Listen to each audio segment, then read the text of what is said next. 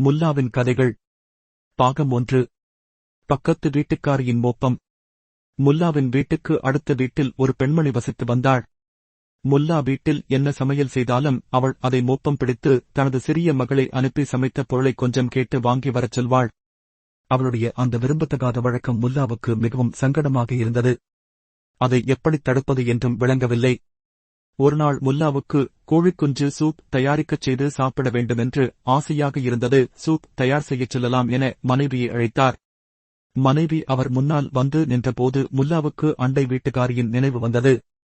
வீட்டில் சூப் செய்யத் தொடங்கினால் அண்டை வீட்டுக்காரி மோப்பம் பிடித்துக் கொண்டு சூப் வாங்க ஆள் அனுப்பிவிடுவாளே என்ற எண்ணம் அவருக்கு ஏற்பட்டது. சூப் இப்போது தயார் செய்ய வேண்டாம் என்று கூறி மனைவியை அனுப்பிவிட்டார். சற்று நேரத்திற்கெல்லாம் கதவு தட்டப்படும் ஓசை கேட்டது. முல்லா எழுந்து சென்று கதவைத் திறந்தார். அண்டை வீட்டுக்காரியின் சின்னப் பெண் கையில் ஒரு கிண்ணத்துடன் வீட்டு வாசலில் நின்று கொண்டிருந்தாள். என்ன என முல்லா விசாரித்தார். உங்கள் வீட்டில் கோழி சூப் தயாரித்தீர்களாமே, அம்மா கொஞ்சம் வாங்கிக் கொண்டு வரச் சொன்னாள் என்று சிறுமி கூறினாள்.